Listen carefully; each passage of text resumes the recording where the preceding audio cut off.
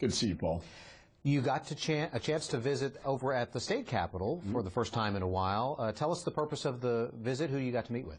Well, it was a very good visit today with our state leadership. I met with the Speaker of the House, with the Governor, Lieutenant Governor, and lawmakers local as well, and primarily to talk about the border security bill that I have.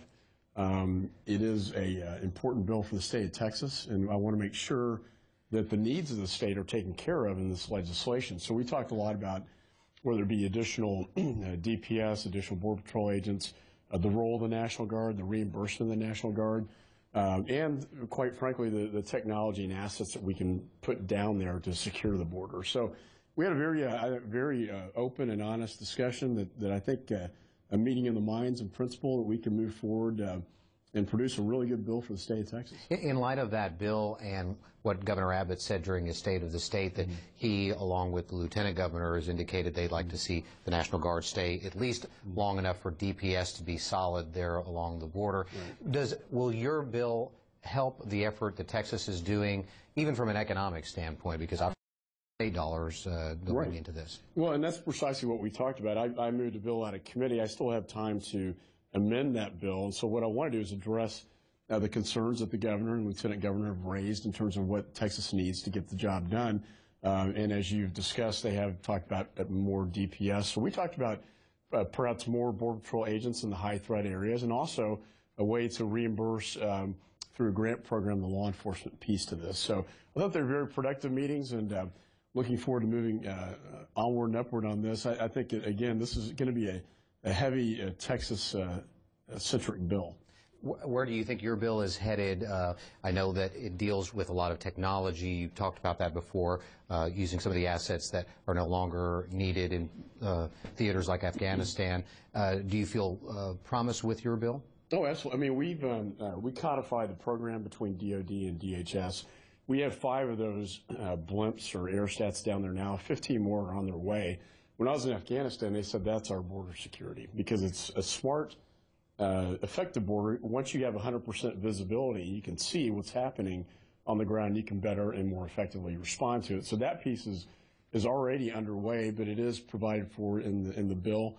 In addition, these Predators have radar technology to see 200 miles per aircraft. I think is a very smart way to secure the border.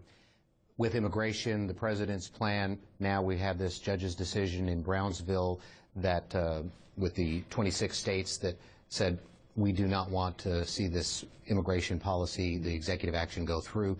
Do you think that that's going to be the end of it, or clearly this is going to be appealed? Do you think this is a temporary halt of the president's immigration plan? Well, it's temporary, but it has stopped the executive action from being implemented, and so in that sense it's permanent, but short term. It'll be on an emergency appeal to the Fifth Circuit and most likely court. And so, you know, I applaud the judicial branch has stepped in and validated what we've been saying all along, that he overreached, that he should have gone through Congress and not unilaterally have done this. And so it's good to see the other branch of government agreeing with us on that and putting this to a temporary halt. And so it validates what the president, quite frankly, said 22 times, and that was he didn't have the constitutional authority to do this. When you go back from the recess, the Senate will be taking up what the House passed, right? This is the bill that links the budget for the Department of Homeland Security together with the president's immigration plan, trying to undo that plan to be able to fund the Department of Homeland Security. Where do you see that headed, and should anybody be concerned about funds not getting to Department of Homeland Security? Yeah, no, those are two issues. One, I think, look, the House did its job. We passed our bill. It funds the Department of Homeland Security, and the Senate needs to act. And I think these 8 Democrats who are holding up the measure from even being debated on the Senate floor, all we're asking for is a full and fair debate on the Senate floor, but they're holding this measure up from even going to the floor of the Senate for a debate. So we'll see how that plays out. With respect to the department itself, I believe that we shouldn't play politics with a national security agency as important as this one, particularly in the high threat environment that we find ourselves in. I think to shut down the department would be highly irresponsible. Again, at a time when we're seeing ISIS getting worse, not better, when we're seeing the Paris-style attacks that occurred that could occur here in the United States. And I want to talk more about the so-called Islamic State here with you in a moment, but just in terms of the bill itself that was passed in the House, do you wish that maybe it had been separated, that the two were not linked together?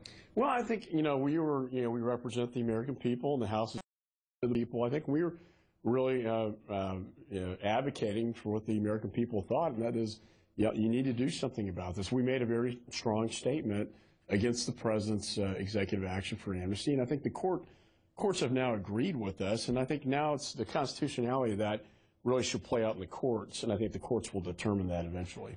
What's going on with ISIS right now from your vantage point, with what you can share with us with the so-called Islamic State? Is the president and the administration doing everything it can to stem this threat?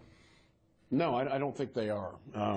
Look, this is the biggest threat to the homeland. The foreign fighters that have gone over there, there are 50,000 ISIS fighters and growing every day. The foreign fighters have gone up from 15 to 20,000 since the airstrikes have begun, and 5,000 Western passports. Hundreds of Americans have traveled to the region, and some have come back.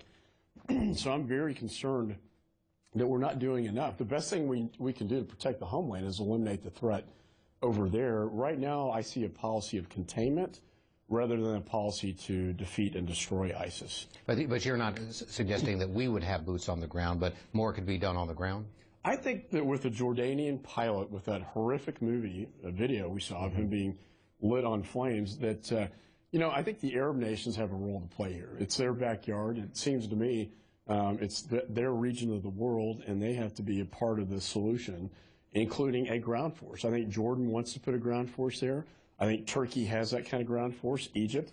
There are a lot of the Arab nations that could do this, that under American leadership we could get it done, but we don't have that leadership as strong as we need it right now. And I'll give you a good example. We met with the White House counsel on the authorized use of military force. Now, I applaud them for coming to us for that authorization, but I will not support a measure that weakens our ability and the military's capability to go. And what they presented to us, the four major national security chairmen and the majority leader, was a plan that essentially eviscerates the current authority they have under the 2001 AUMF. So we will debate that. I'm also on foreign affairs. We hopefully will pass a bipartisan authorized use of military force, but it has to be one that authorizes victory at the end of the game and is not one that ties the general's hands and actually leads to a path that would not defeat ISIS. Congressman McCaul, we appreciate you taking time, especially during the recess, to visit with us, and we hope to have you back soon. Thanks a lot, Paul. Okay. And we're back with more Capitol Tonight after the break.